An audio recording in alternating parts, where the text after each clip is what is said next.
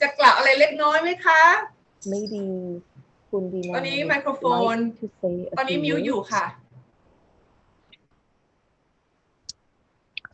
Good afternoon. So happy you're joining us today as we have a panel of top experts with us as we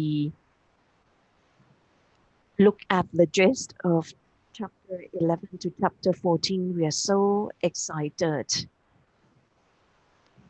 So feel free to ask ไม่ questions. เดี๋ยวเราโยนกลับเลยค่ะเดี๋ยวเราเริ่มเลยค่ะเพราะตอนนี้1702 Let's แล้วค่ะ start เราจะเริ่มตร now งเวลา because นะคะ it's time. สไลด์ต่อไป May I inform you that this is part of the Digital Roadshow titled Right Clean Air. We started webinar series since August this year and we will continue until December with the objective of sensitizing and sharing essence of the blue paper. We would also like to advocate for people's participation. We have the learning series and the action series, meaning we will address it from different approaches, starting from art, designers, creators, and you can visit our website, rightcleanair.com, which has Thai language content as well. If you missed the previous webinars, not to worry. You can find us in both Thai and English websites. May I start by introducing our guests? We are so honored to have 4 experts with us today, starting with Dr. Visanu Atthawanit from Faculty of Economics, Kasetsat University, and the editor of the Blue Paper. Next, คุณเพ็ญโฉม แซ่ตั้ง Director of Earth Thailand, and herself is an Ashoka Fellow, and is an active member in our network, and Kun Virachai Tanpipat, forest fire expert from WFSRU Forest Research Center, Faculty of Forestry, Kasetsat University. And we have Kun Matthew Perkins, Economic Affairs Officer from UNESCAP. He's an expert on satellite data.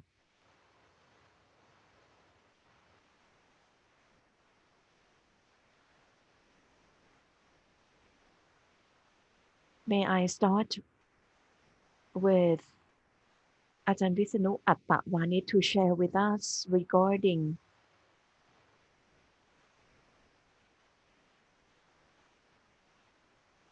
the issue of Euro 4 to Euro 5 and impacts on the refinery business. Ajahn Visanu, please.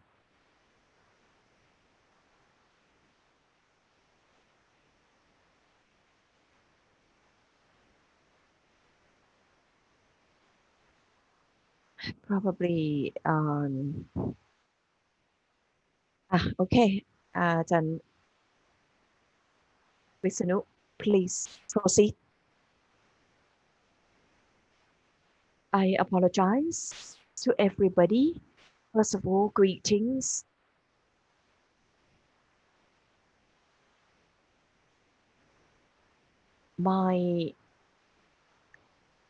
Regarding the gaps that need to be addressed,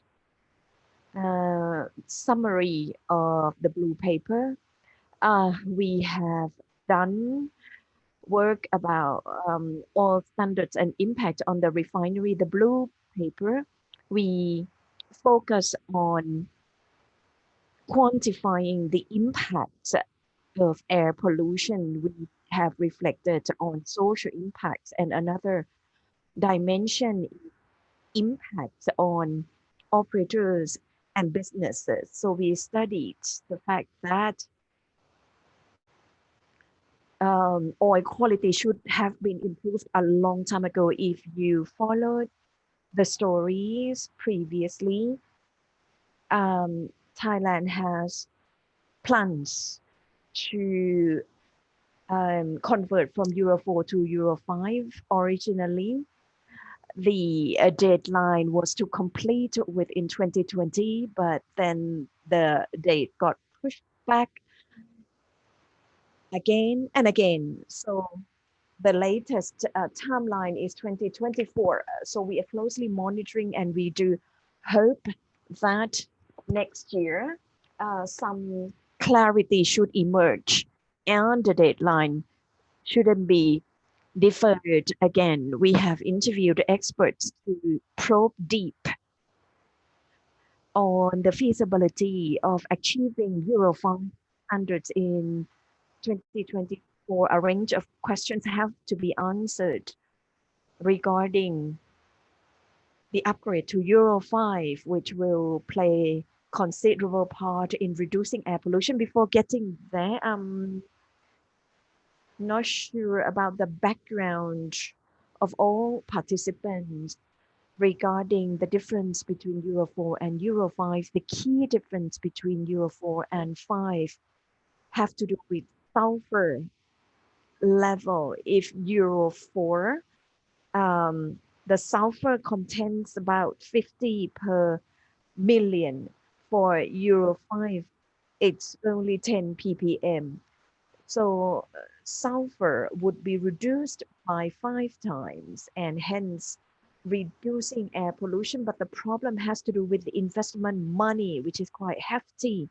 You probably observe that when you visit petrol stations, there are premium petrol available, Euro 5, but the production capacity in Thailand is inadequate. It cannot meet demand. The refining capability can only meet 5 to 10% of the demand. And before we encountered the pollution grade, the premium grade is 4 baht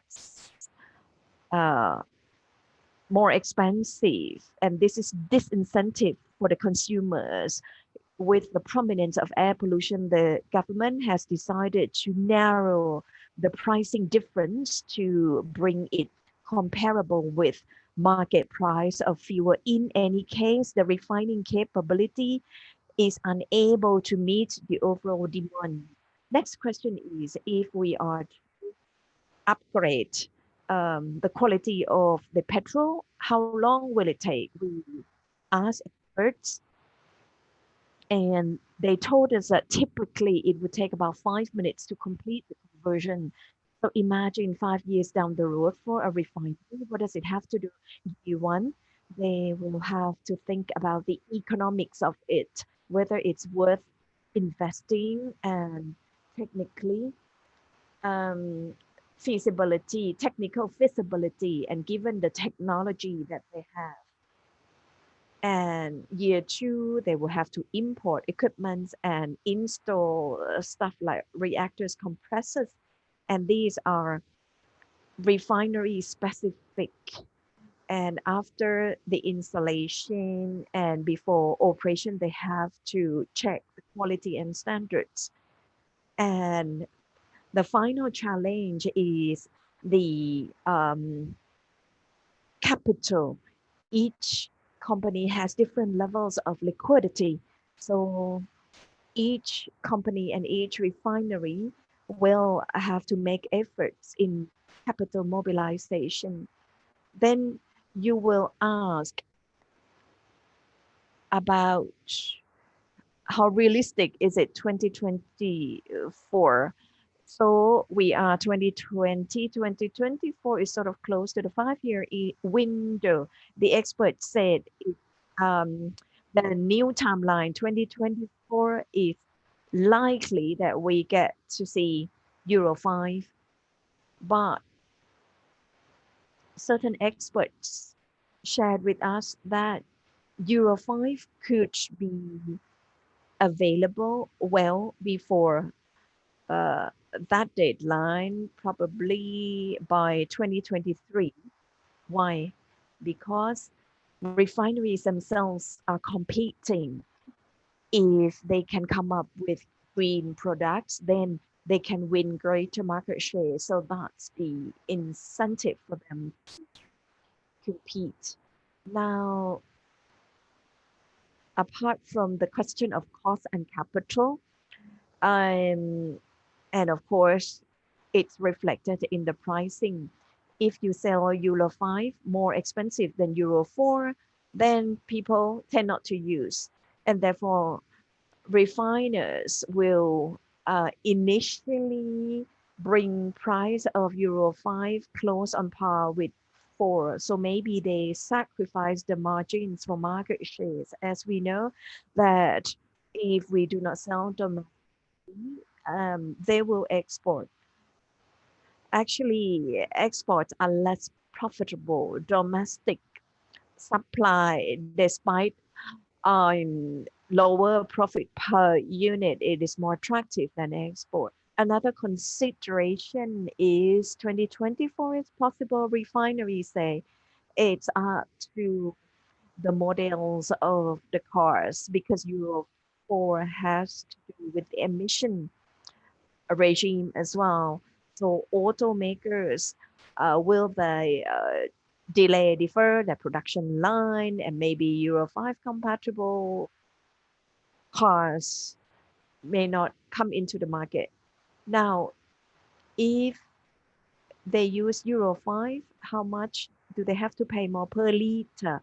Experts say that probably we have to pay about 15 stang higher than before, which is affordable. This is good news.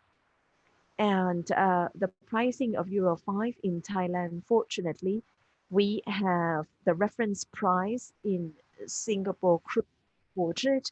We refer to Singapore market prices, and therefore pricing for Euro 5 for domestic users should be referenced to Singapore benchmarks, and this is significant. The government must deliberate carefully.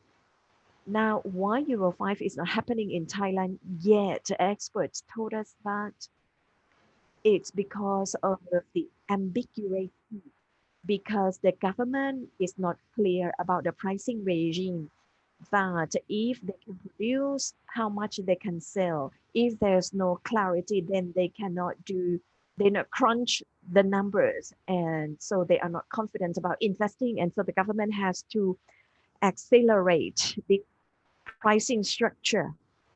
Another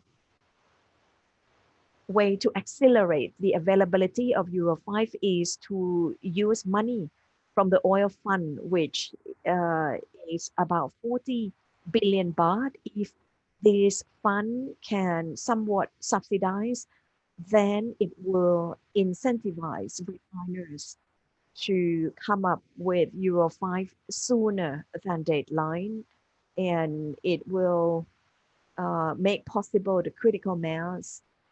And final point, what should the state and the government do? As I explained, 2020, so 2023, what the government should do is to encourage imports of low sulfur crude. Maybe that is part of it, as well as reducing the deduction for contribution into the oil fund. And second, lend clarity to Euro 4, 5, 6 pricing tariffs. So that's the overview. And finally, deferring or pushing further the deadline, it's partly due to the private sector's request for the government to push back the deadline. But the government should also take into account how what the social impacts. Now people's health are being affected. Should the government heed the popular voice? It shouldn't be that the government only colluding with the private sector. The government has to listen to the people's voices as well. Thank you, Visanu, for your crystal clear explanation. Thank you, Ajahn Visanu. May I next invite Ajahn Kun Penchom Satang, because your expertise is in industrial pollution. Can I ask very basic question? Greater Bangkok is surrounded by factories and industry estates. But when we look at official data and figures regarding source of pollution for Greater Bangkok, the authorities always say that industry pollution accounts for just 3 to 5% of the emission. This sounds contradictory. Can you explain, and can you explain to us a little bit about PRTR?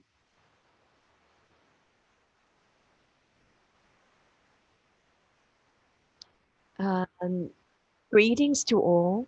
Thank you for inviting me to join the conversation today. Before we delve into details,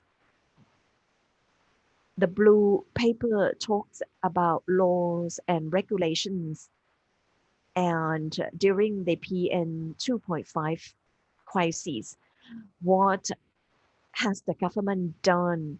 Kunal said that the government's version of explanation that only 3 to 5% of pollutants are emitted by industries. But if you look deep into data, these are surveys in Greater Bangkok, and they do not investigate at sources. These are estimates, very rough อาจารย์คะ figures. นะคะรบกวนนิดนึงขอช่วยเปิดกล้องได้ไหมคะตอนนี้พอดีกล้องปิดอยู่อะค่ะขอบคุณค่ะเดี๋ยวตรงนี้กล้องเปิดหรือยังเอ่ยค่ะโอเคค่ะเชิญต่อเลยค่ะได้ค่ะเชิญต่อเลยค่ะขอบคุณ And so I'd like to explain today why the industry sector is the major emitter of pollutants. There are two parts. First, fuel sources, and second, production processes and types of industry. Now, in terms of fuels, they use diverse fuel types ranging from fuel oil, natural gas, coal, biomass, synthetic fuel, waste, and other fuels. So quite diverse.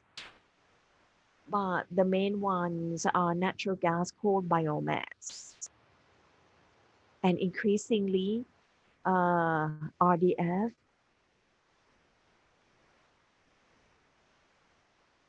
In terms of production process, factories or industrial activities that are the main polluters are coal-fired power plants,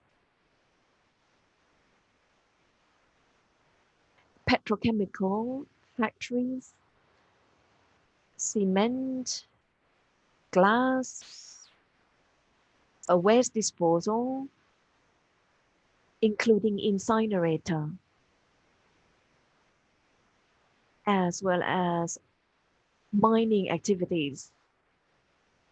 So these two components, fuel sources and production sources, produce ashes and particulates as well as volatile organic compounds. So these are attributable to both primary and secondary particulates. So these pictures show the origins and sources of PM 2.5, the linkage between factories. So you see smelters, a lot of them in Samut Sakhon province, the coal masses or coal mountains outdoors are dust sources as well, and other types such as petrochemical. And the pictures I share are cement factories, limestone quarry. These are two emitters of air pollution, especially in Saraburi province. So you will see a cloud of dust. And these are coal mines that are the sources. And you see one of the patients in Mammoth, many of them already died. The pollution problem is so that people have to be on oxygen all the time and they have to be treated for respiratory complications. And waste to energy factories, incinerators.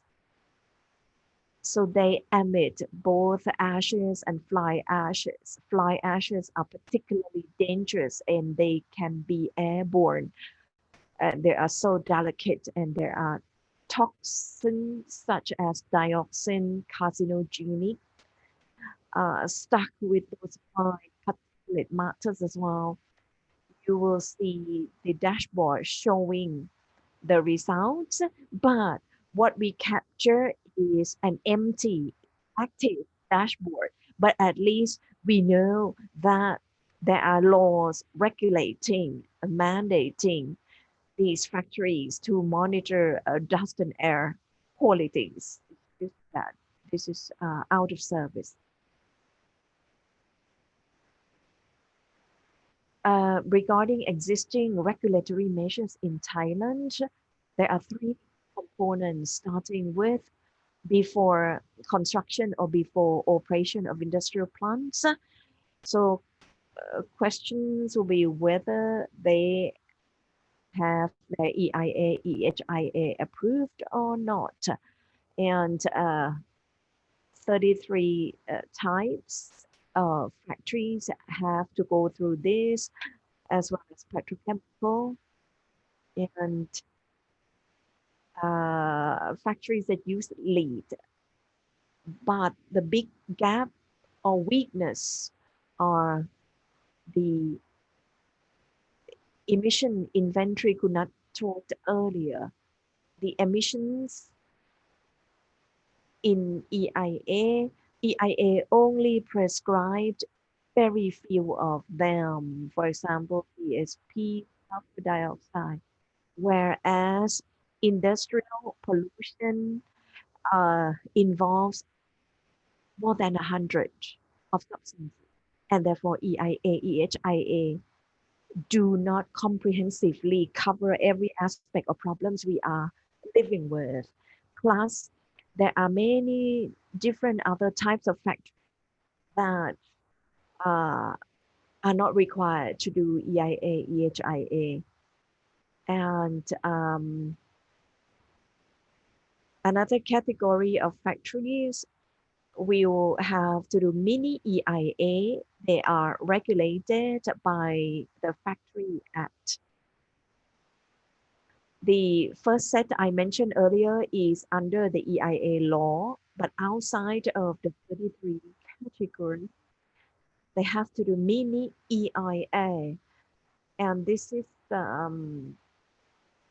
under the Factory Act, but still it cannot cover all the types of operations that emit the pollutants. And second,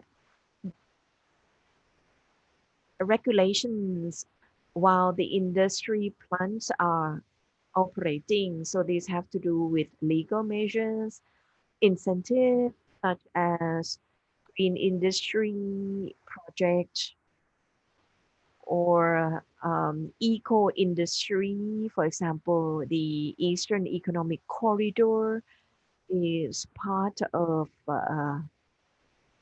incentives under this category. And the third component is a set of measures during air pollution crises. When air pollution was so severe, or dust pollution so severe, in Rayong province, you probably heard the term Mataput Industry Estate, and they caused the most serious air pollution problem in Thailand. And the particulates feature 100 or so substances, but only very few of them are monitored.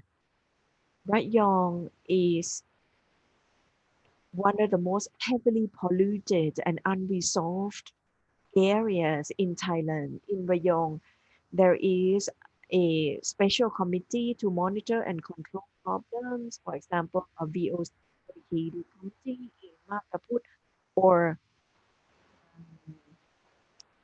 another committee, ad hoc committee, or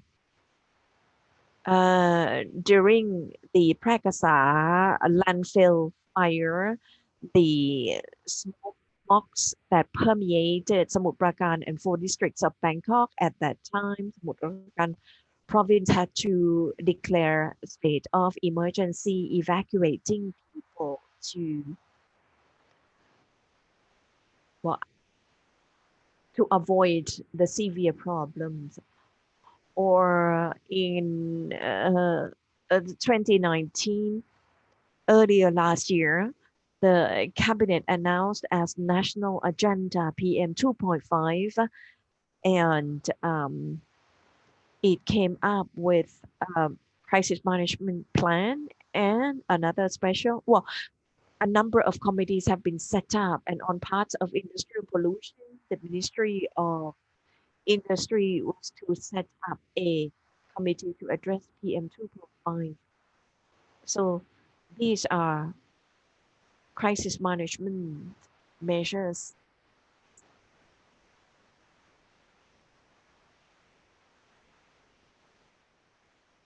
Regulating bodies and measures. The key regulators are Department of Industrial Works, Provincial Industry Office, Industrial Estate Authority of Thailand, and when it comes to mines, it's the Department of Primary Industries and Mines. EGAT regulates power plants in its stable. The Energy Regulatory Commission looks after, for example, waste to energy plants and different sources of fuel producers, and 2 other agencies are also involved, that are the ONEP and the Pollution Control Department. They have the duty, but they have no power to regulate. And a list of regulations under the Factory Act relating to PM 2.5. So 20 of them altogether, and ministerial regulations.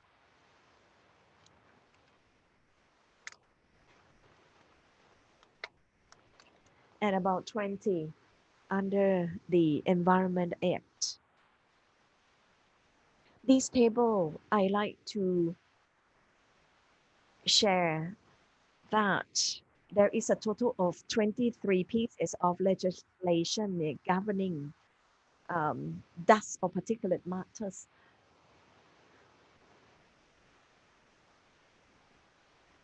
So mainly under the Factory Environment Act, 23 of them, but the presence of these laws do not lead to solutions. So until now, the PM 2.5 problem in Thailand accelerated and no durable solutions in sight despite the large number of regulations in place. So I would like to elaborate on failure.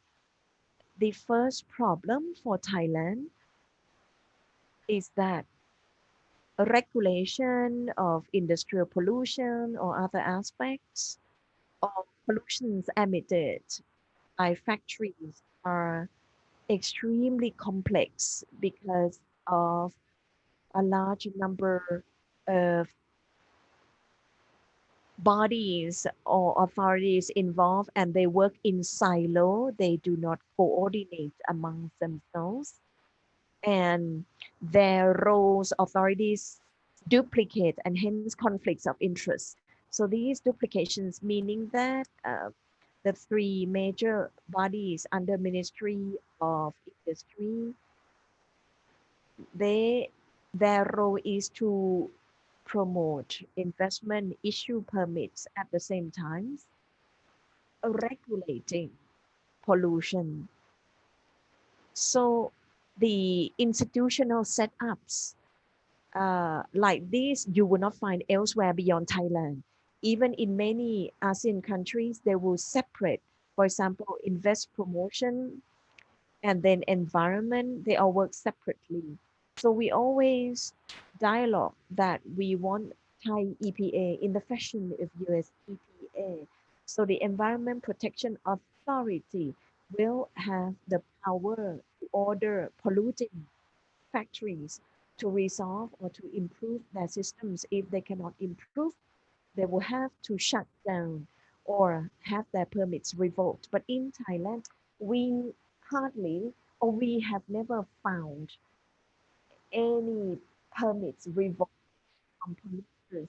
And many times, air pollution in Thailand, uh, air pollution in Thailand has already entered into critical level, and the inadequate laws, and the laws only monitor three types: dust, SO, and NO.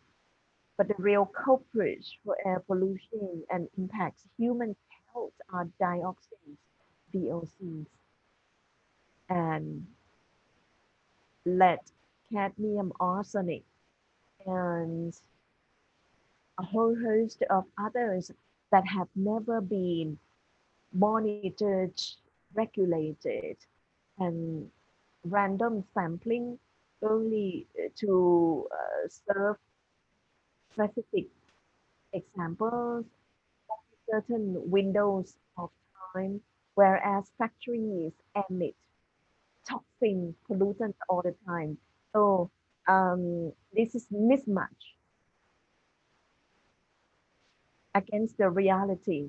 For example, the case of United States in one area, if there are 5 or 6 factories and there's a new factory online, they will look at city planning, whether it is feasible to site yet one more factory, and plus the environmental load in the area. If the load is nearly complete, the officers have the right to refuse the permit, but in Thailand, hundreds of factories concentrate in one area without any sort of measurement on the environmental stress or pollution load at all. Thailand lacks this sort of law. for the zoning and authority to issue factory permit. And most importantly, we have no database to provide evidence to inform decision during PM 2.5 crisis.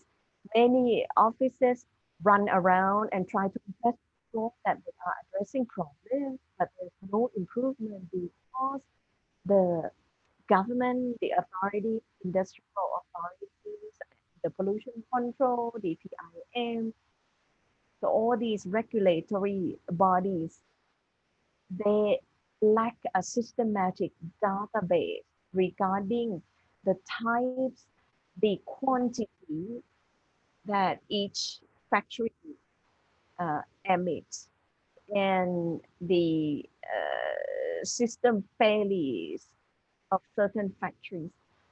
That Thailand has no such database because Thailand lacks the law that mandates pollutant release and transfer register or PRTR.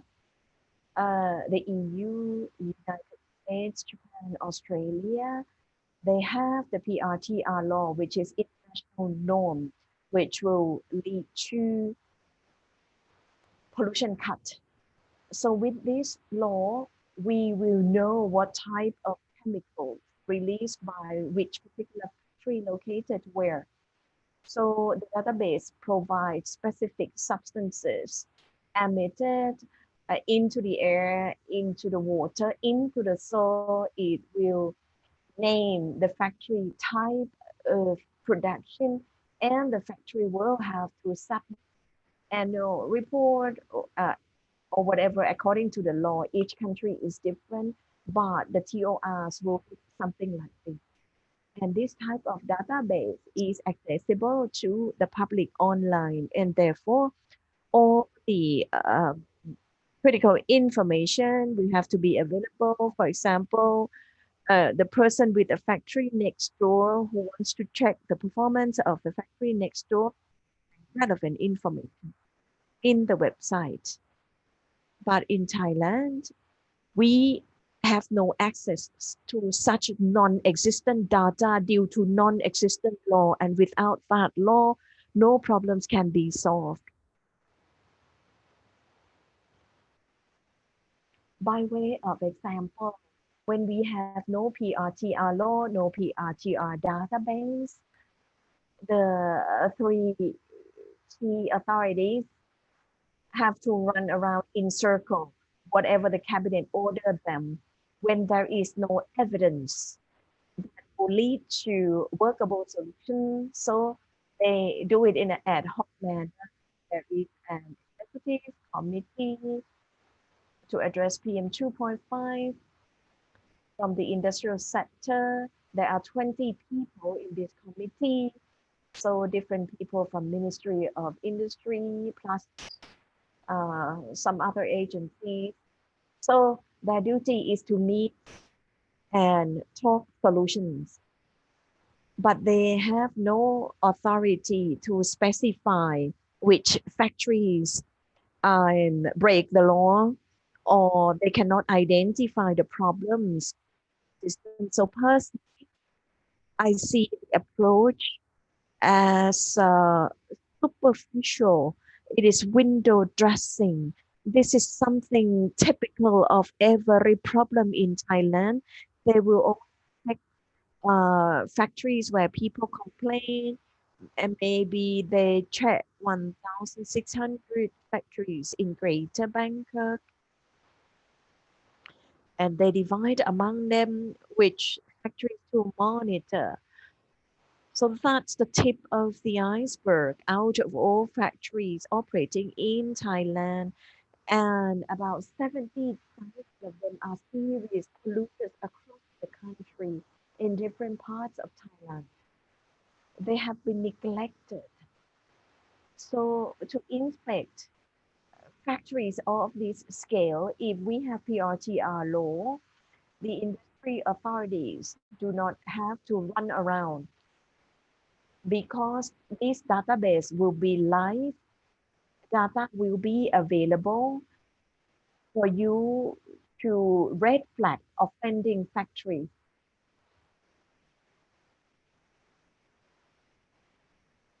So you can address the problem directly afterward. So when there's no law, you just run around uselessly. So these are just examples that demonstrate failure to address air pollution in Thailand. So these are recommendations. In fact, I have a very long list. I just like to highlight these three. First, there has to be a law on PRGR. We have tabled the clean air bill, but what has to come in parallel are in the PM2.5 action plan, which the cabinet ordered the pollution control department to do. There is reference to PRGR law, but our question, why don't you do it now? You have to wait for more people to die or wasting more budget before we have this law. No need to wait 2, 3, 10 years down the road. It has to be here now, this law. And there should be economic measures or incentives to let our neighboring countries do the constraint of time. I would have told details, and there should be clear separation of road check and balance mechanism. So investment promotion has to be separated from environmental regulatory functions. They have to have proper resort to sanction or impose penalties in case of offenses. So that's all I have.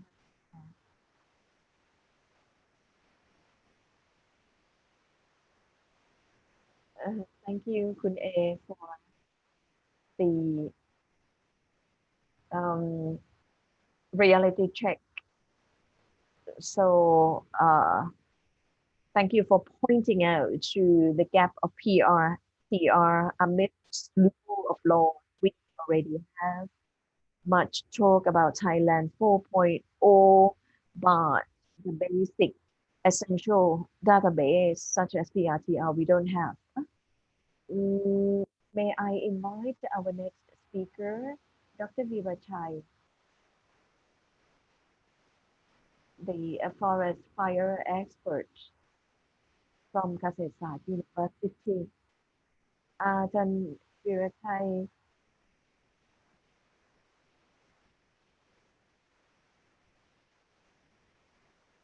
worked extensively in Thailand and neighboring countries, specifically about forest fire in northern Thailand.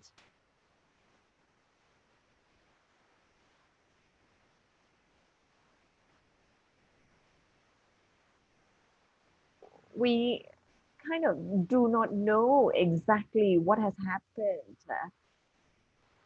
People only talk about burn scars, but no authoritative explanation regarding the sources of the fire, whether it's contract farming. Can you unpack?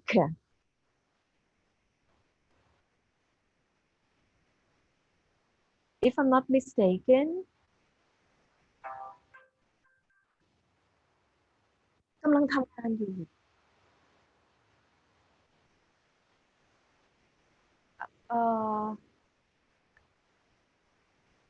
at one of the conferences, somebody said people were burning in Cambodia, lots of hotspots in Cambodia.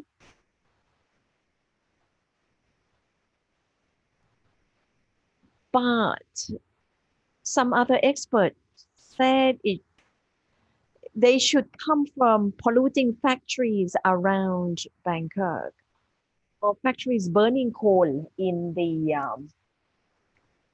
eastern seaboard. Yes, there were some smokes from Cambodia. We could see a lot of hotspots, and we see modeling, projection, and etc.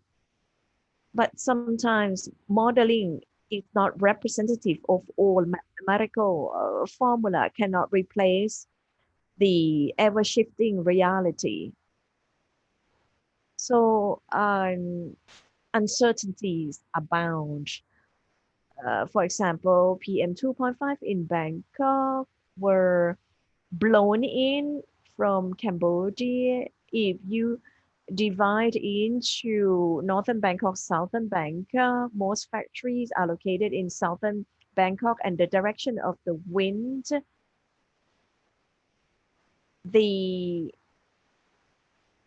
from the checkpoints, you will see the hotspots from the north or west of Bangkok before entering into Bangkok. I cannot deliver certainty without definite study. Now, seasonal wildfires. In Bangkok, it happened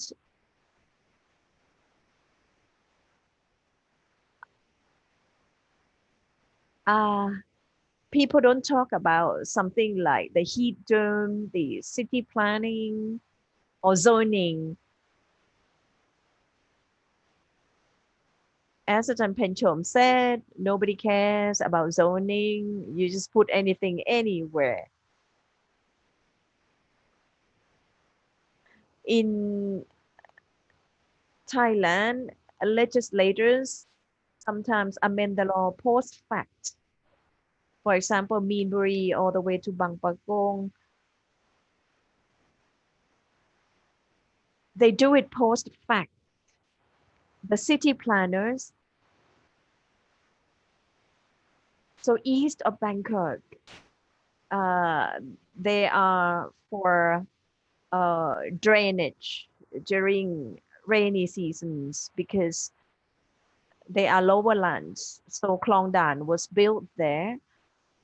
But if you look back, zonings changed, but post fact, I talked to the strategy division of Bangkok Metropolitan Admin. So they would not issue construction permit, but people they sort of maneuver the system.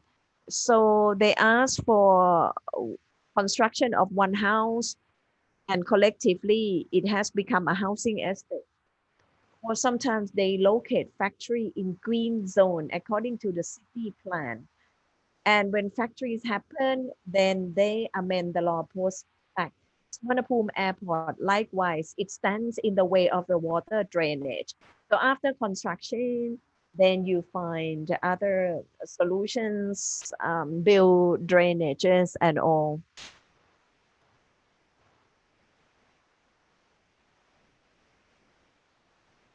And then they just change the colors of the city plan.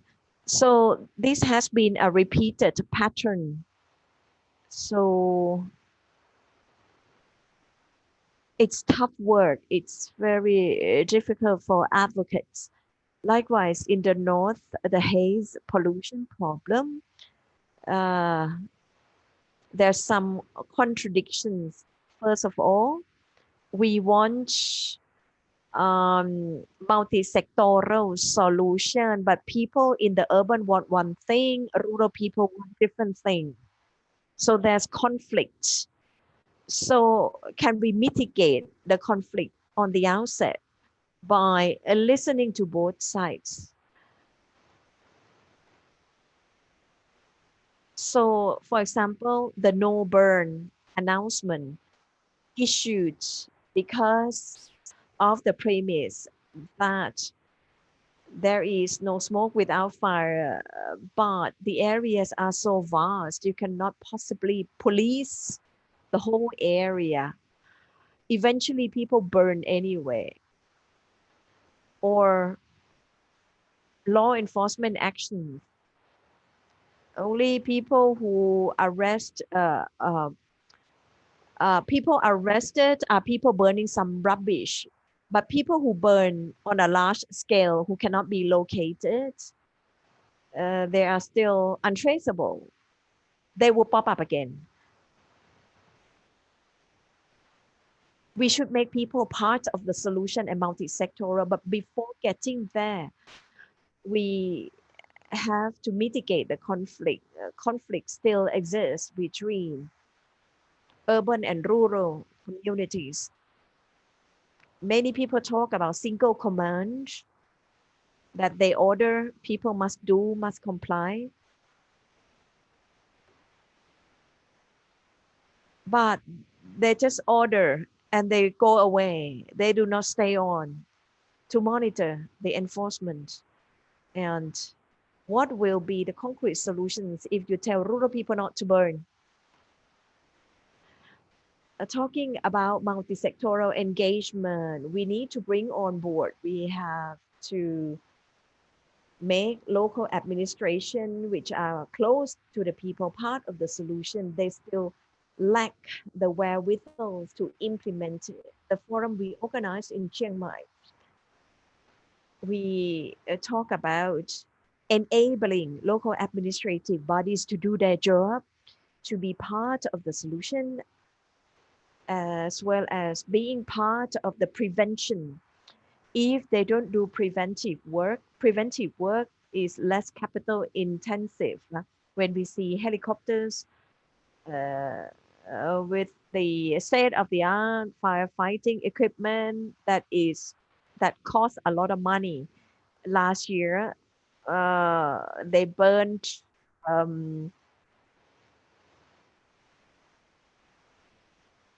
a lot of fuel.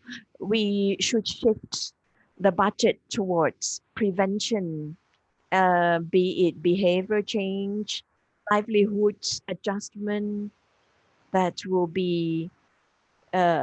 make more sense than investing in equipment.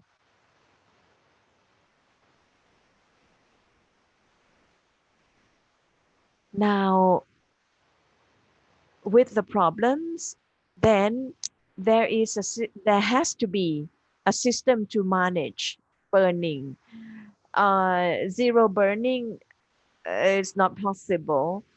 I started working on this since 20 years ago, and back then I thought that must be achievable. But in reality, um, at the end of the day, you are dealing with large tracts. For example, Hue Kha Khang, large tracts, but very few people to patrol the whole area. It is good to have the zero burn policy, but in reality, we lack the capacity to enforce it. For example, in the United States, even though they are better equipped, it's still beyond their capability to manage. So this year, we mobilize all hands. Still, it's impossible to stop it. So what do we have to do? We need a management system for both fuels and how to minimize the impact of burning. And we need to tap into our technical expertise combined with local wisdom to manage and contain. I would like to call fire management. So it's going to be an integrated solution. So we don't just listen and talk left, right, center, and coming up with a holistic. Another gap we don't understand, we have to understand behaviors of smoke as well as human behaviors. And all fires in Thailand were man-made. You have to comprehend their behaviors. People in different provinces or locations, they have different motivations. Satellite data tell us that they would burn at different times of day or different months of year. So you cannot have a one-size-fits-all measures or solutions to address it.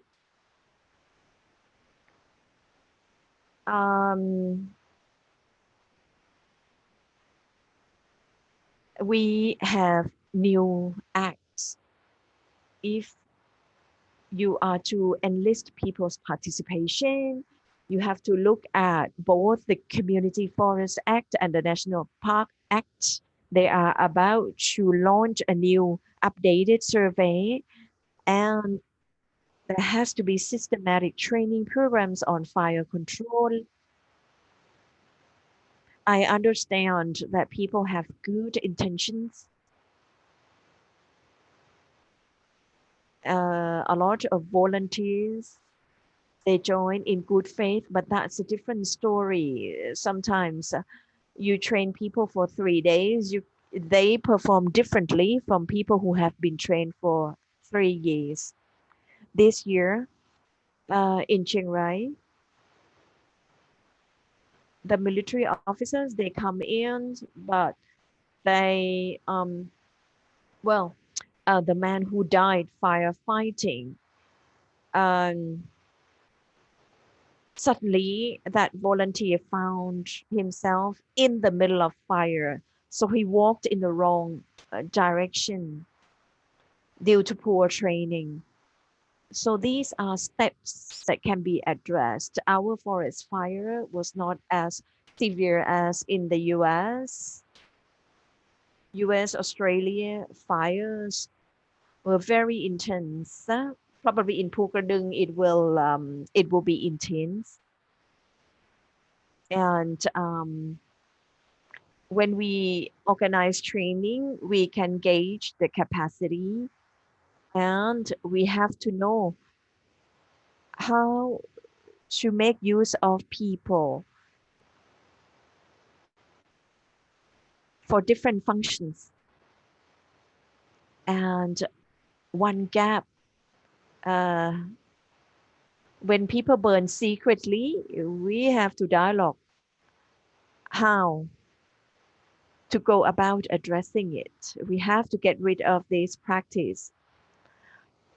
If you do not have strong community fires, there is no way you can identify the culprits.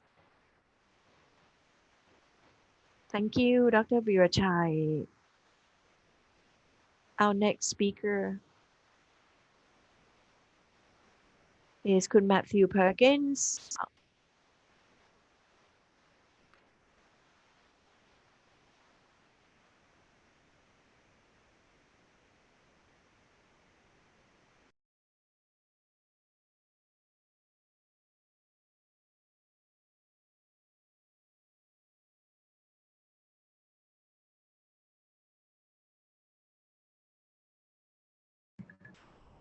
And please unmute yourself as well. Thank you.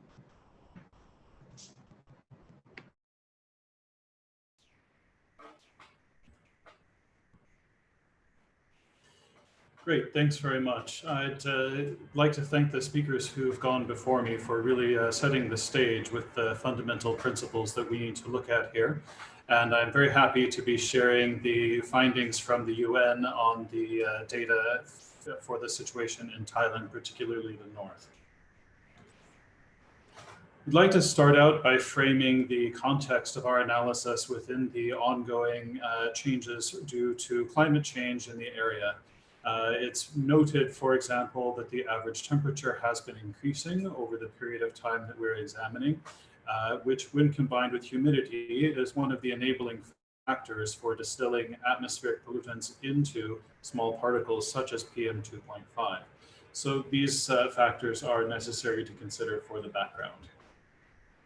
We've had a lot of discussion about agricultural burning today, and very rightly so. For our analysis, we are highlighting the findings from the two MODIS instruments and the database in open burning activities that these reveal. And Matthew, this is Laura. Can you share your screen in full screen mode, if you don't mind? It's quite small right now, and we want to be able to see, or put in presentation mode, perhaps. Thank you. Sure, how's that? Great, that looks great, thanks. Thanks. Of course, all those of us who live in Thailand know very well that there's a very particular air pollution season in which the quality of the air becomes quite bad. Most of the academic efforts to understand the context take this into account, and we have done so as well. Therefore, for the purposes of this analysis, we need to pay careful attention to what time of year we're talking about when we look at the causes for air pollution and their solutions. With reference to the satellite imagery, our approach has broken down the number of biomass burning hotspots by geographic distance from the city of Chiang Mai. I'd like to illustrate that this slide demonstrates for us that, in fact, the blue line, the biomass burning within 100 kilometers of Chiang Mai, actually contains some of the fewest total number of burning hotspots for the period under consideration. This will become very relevant as we look at the impact of the no burning policy and the path forward for dealing with the causes of air pollution in Thailand. When taking this analysis, we have utilized the random forest regression machine learning technique to evaluate the input factors to determine which ones are most significantly correlated to the rise and fall of PM2.5 pollution in the area around Chiang Mai. I'd like to highlight on this slide that we've been able to determine that the radius of biomass burning, which has the most significant effect on air quality as experienced by the people in Chiang Mai, is not actually the fires from 0 to 100 kilometers.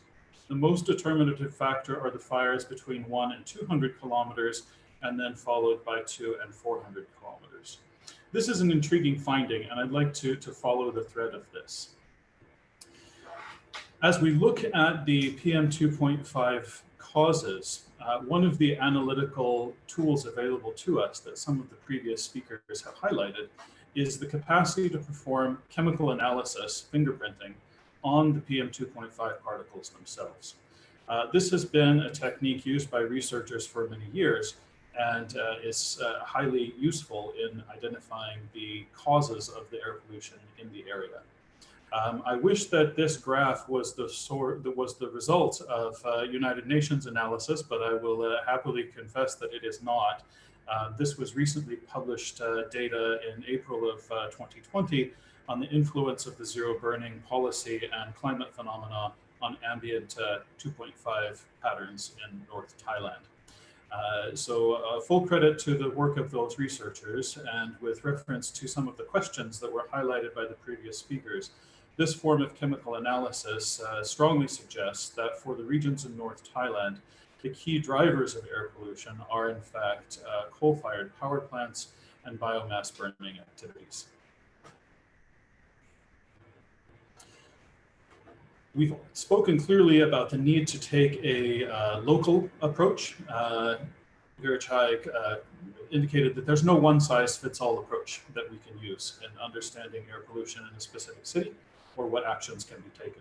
We're all part of that shared commons, but when we apply the chemical fingerprinting approach to the composition of the air pollution in Bangkok and Chiang Mai, it's quite clear that the elements present are significantly different. For example, the findings in Bangkok indicate elevated levels of NO2 and SO2 in the air quality for the city compared to Chiang Mai. This indicates that for Bangkok specifically, emission sources such as industrial and traffic activities have a larger component in the air quality breathed by the residents than the pollution profile of Chiang Mai. This obviously is key for understanding which policy tool is the correct answer for the problems being faced by the people in that specific city. So let's talk about Chiang Mai and North Thailand. What can we actually do? We've identified the causes, we've looked at the context. There's been some discussion already about the frustration experienced by the people when the no burning policy was implemented. Generally speaking, there was a sensation that sacrifice was made by the people in the rural areas immediately around Chiang Mai, but a benefit was not really perceived. Now, most unfortunately, in 2019, we had some significant forest fire activities in North Thailand, which contributed negatively in worsening the situation of the overall air quality.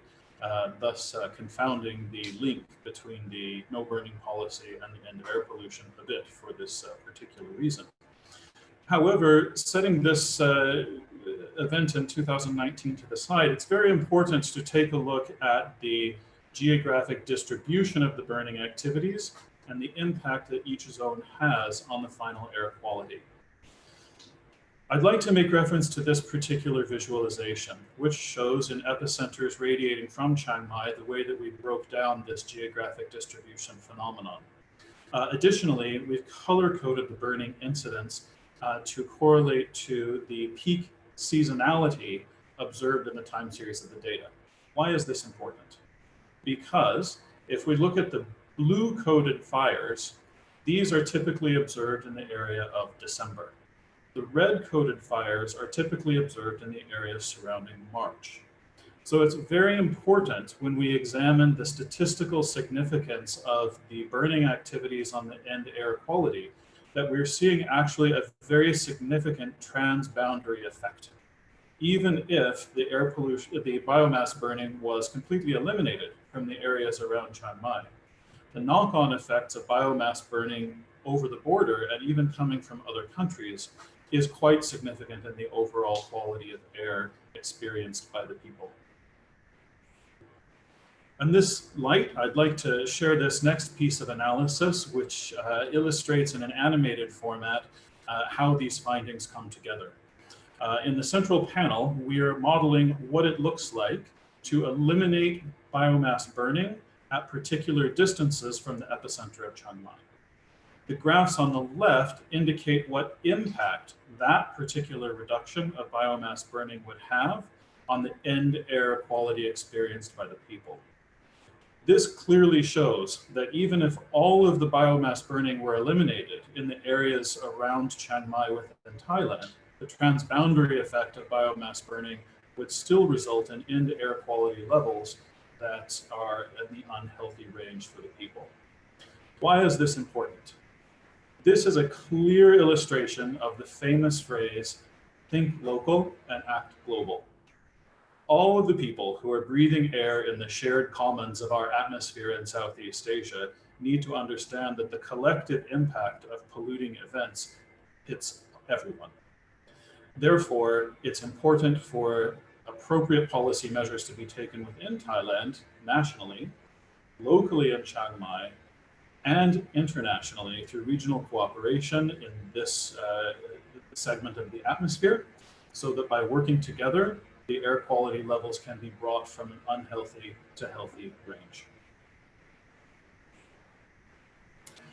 So thank you very much. I'll end my presentation here in respect of the time and look forward to the continued discourse. Over from my side.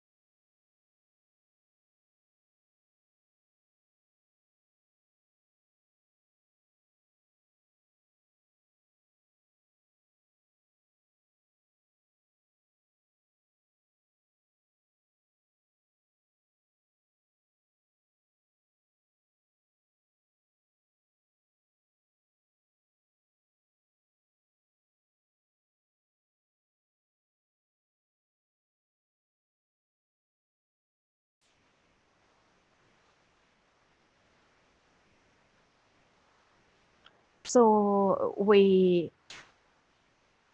have a panel of prominent experts with us today, but I do not see questions. I just like to take this opportunity to ask Matthew because it's very rare for him to be here.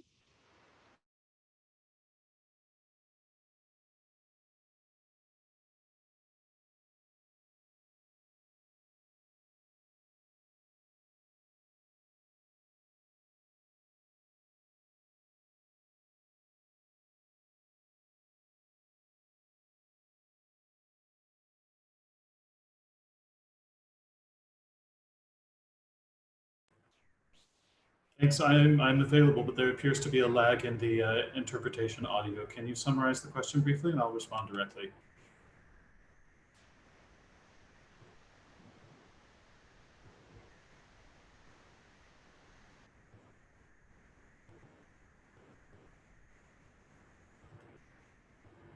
Sure. Thanks very much for that. Yeah, there are three initiatives that I'd like to point to. First of all, being the urban air pollution project that SCAP is pursuing directly, for which Chiang Mai is one of our target beneficiary cities. So we're very happy to be working specifically with Chiang Mai on this local implementation of the international approach. Additionally, we are also in partnership with ASEAN Secretariat to take a sub-regional approach with the countries who are sharing this commons of the environmental atmospheric space. Additionally, we have a air pollution partnership with Northeast Asia, in which we are bringing together countries such as China, Mongolia, Japan, South Korea, to catalyze the cooperation and collective action in both North Asia and South Asia. So those are really the three pathways that we are taking forward this analysis and intervention work. Thank you. Thank you so much, Matthew. ไม่ทราบว่ามีใครมีคำถามไหมคะที่อยากจะถามรู้สึกจะทุกคนฟังหรือสงสัยแขกรับเชิญแต่ละท่านอธิบายชัดเจนมากเลยไม่มีใครมีคำถามต่อไปรู้สึกจะมีคำถามอันนึงนะคะเดี๋ยวแป๊บนึงนะคะเดี๋ยวขอดูนี่โอเคมีท่านหนึ่งถามว่าอยากจะทราบว่ามีวัฒนกรรมมี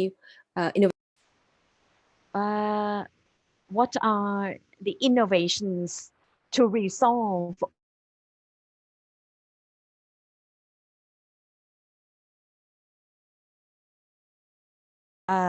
has gone. Maybe we ask Kun Penchom and Dr. Virachai what innovations are available to resolve the whole host of problems that you have identified. Actually, it's impossible for me to answer. I don't think they exist because the air pollution problem is not so easily resolved, but the urgent requirement is the political will of the politicians of the government of the day to pay serious attention instead of window dressing approaches delivered until now, or listening to the business sector so much at the expense of neglecting the mass. Personally, I think the problem in Thailand wouldn't have been this serious had we had attentive government that seriously analyzed the root causes and how they can be addressed. Solutions require empirical evidence research and consistent monitoring. Just one meeting and then coming up with solutions, and then that's it. So I think political will is very important for Thailand, and Thai politicians do not have the quality required to address the problem of this scale. And therefore, the capacity of the politicians, their political will, their consideration of greater good still do not exist yet. So if possible, this is the type of innovation that I desire. In any case, mobilization of public engagement will play significant role. Dr. Virachai, what Kun Penchom asked for would be impossible. Probably we have to die and be reborn many lifetimes before we get to see that. But still, we have to persist with our efforts. Innovation in terms of wildfires, forest fires, the IoT, Internet of Things solutions that can be applied more, but still it's about policing. It's not focusing on behavior change and lessons learned. In terms of lessons learned, what are the reasons, how we are going to resolve the lessons. Lessons learned have been the case for a decade, so nothing's changed. For example, in the north, for example, the annual Firecrackers Festival, Indonesia, same. If you do not put the evidence on the table and identify whatever regulatory obstacles, or for example, greater role of local administration, have you amended the law? The typical approach is to host meetings. So people just meet and recycle same old stories and then put it in the annual budget plan. The knowledge is there. Maybe I wish for something similar to Kun Penchom. So collective, multi-sectoral effort, identify challenges. So this year we deal with challenge number 1, and next year we deal with challenge number 2. But the existing approach, meetings, lots of documents, and then we go home, and then we wait for the next year to come when smoke and haze problem come again, and then we dust the evidence off, talk again. So meetings will happen January, Feb, and then in the north, forest fires start after first week of March, and then that would spark conversation and meetings again. I want sincerity and the will to resolve the problem. Don't just talk empty promises, not just hosting meetings, everybody turning up, all governors listening to the policy. So treading water like before. Indonesia, for example, ahead of Asian Games, my friends have to watch out for forest fire. I went to Jakarta joining my colleague. They have gone as far as underfunded local administrations. The presidential decrees will release the budget straight away. But for us, after meeting, after lessons learned, they submit the proposal to Bangkok and there's no movement. So those are the missing links, as PA said. So this is something I wish for.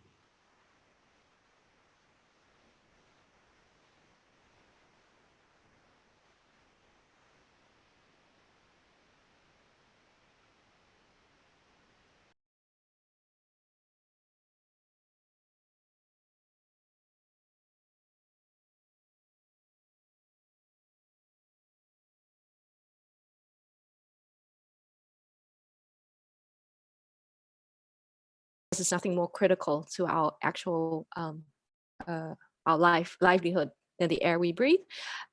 You have a lot of experience dealing with governments at an international level.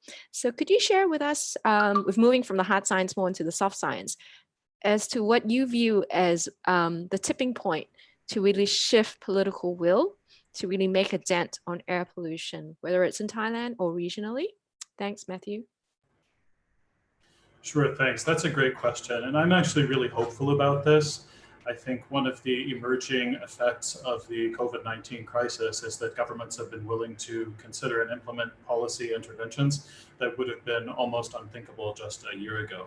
And we've seen the fruits of that impact in things like vehicle emissions inside cities, the global effects of shifting in response to COVID have been well documented in countries around the world. So we have a window of opportunity for the consideration of bold action right now. In catalyzing that action, I think the winning move is for us to empower the allies and build the coalitions which we have. We all have frustrations well documented at the national and even intergovernmental level of climate change treaties that are signed or withdrawn from, or political will at the national level which fails to materialize. From my perspective, cities and city networks have really stepped into that void. We do have a large number of key examples around the world where even if state or national leaders have been unwilling to take action, local leaders have. And particularly in Southeast Asia, we see a number of city networks that have mobilized themselves to take action that they can to create the momentum. And certainly things around transportation policies, industrial development, electricity options are all things that mayors can and have taken the initiative on to improve the air quality for their citizens. So by looking for those allies and building those coalitions, we can enhance the political momentum to take advantage of this window of opportunity. Thanks. Thank you so much, Matthew.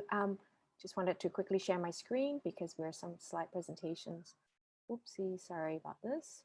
What happened here? Problems. Okay. I just wanted to add to what Matthew is saying. Let me switch to Thai, as most of the audience are Thai. แค่จะบอกทุกคนว่าประเด็นที่พูดกันนะคะเรื่องของ inform all of you that the issue of political will that emerged towards the end of our discussion. Our network has examined that in addressing air pollution, be it in democratic countries or not so democratic, such as People's Republic of China, addressing air pollution, the momentum comes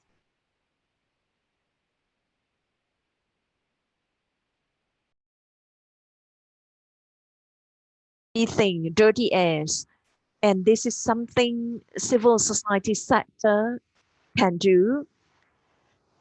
อาจารย์วิษณุคุณเพ็ญโฉม Dr. Veerchai have pointed out, actually the message is that those who have not yet voiced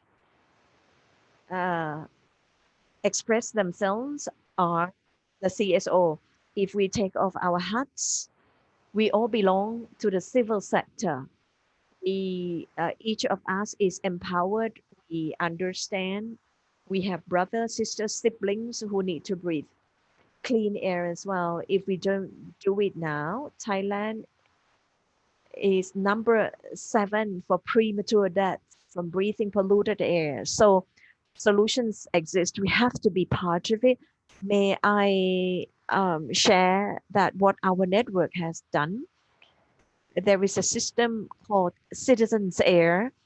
We collect results of scattered air quality data. We try to aggregate it to paint an overview. The equipments are expensive. Not everywhere in Thailand we have it. So that's another tool for us to strengthen the citizens' watchdog arrangement. And another aspect of work that our network has done from August, we have, from the work that we have done in the last 2 years, outreach activities have drafted a clean air bill, health-centered approach. This is very critical because this is the gap the full title of the draft legislation is quite long. It's like integrated air quality management. So the network has been authorized by the parliament to mobilize signatures of Thai people with voting rights to sponsor this bill. We are looking for 10,000 names. This is something close to all of us. We have QR code. We have a website. You can come in and take a look at the draft. We have an executive summary in 12 pages. You know exactly how innovative this piece of legislation, how it deals with the root cause and address it at the structural level. So I would like to invite you all to read, to study the works we've done, the white paper, the blue paper, and Ajahn Kanangnik's report on right to clean air. It's written in accessible language. So please, I like to quote Kun Penchom's words that ignorance is toxic. So we have to equip ourselves with knowledge because this is an issue so close to us. And please visit our bilingual websites and we also have a petition in change.org. Even though there is no legal authority, but it gives us a platform. We have about 40,000 signatures to date. So if you cannot vote yet, you can join us in change.org. And on Saturday, this coming Saturday, we and allies will set up a booth at Ecotopia in Siam Discovery. That's another opportunity for us to network, for you to support the Clean Air Bill.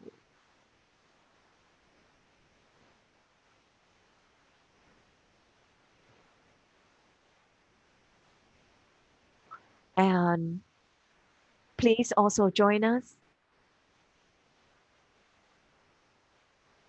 We are looking for a clean air station where people can go in and submit their paper.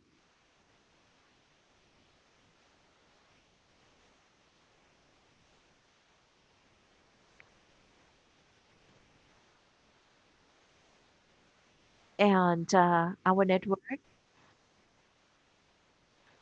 is planning a systemic design workshop.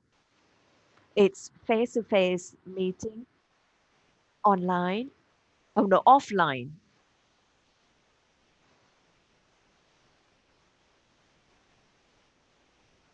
We look forward to exploring solutions. We will address plastic problems as well.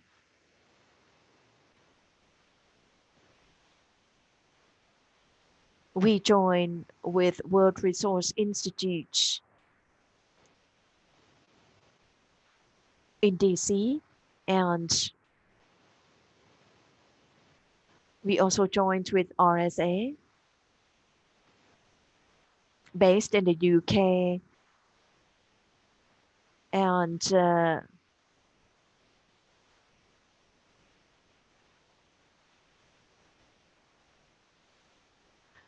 we target young designers to come up and explore solutions. And this is the first time that RSA uses air pollution as brief for students.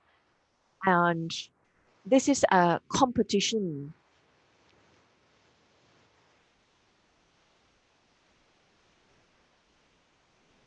Up to 100 universities worldwide are joining. So it will create momentum.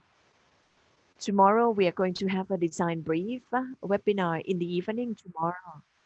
So may I quickly wrap up today's webinar? The message is loud and clear that engagement and participation are most important, starting from the clean fuel,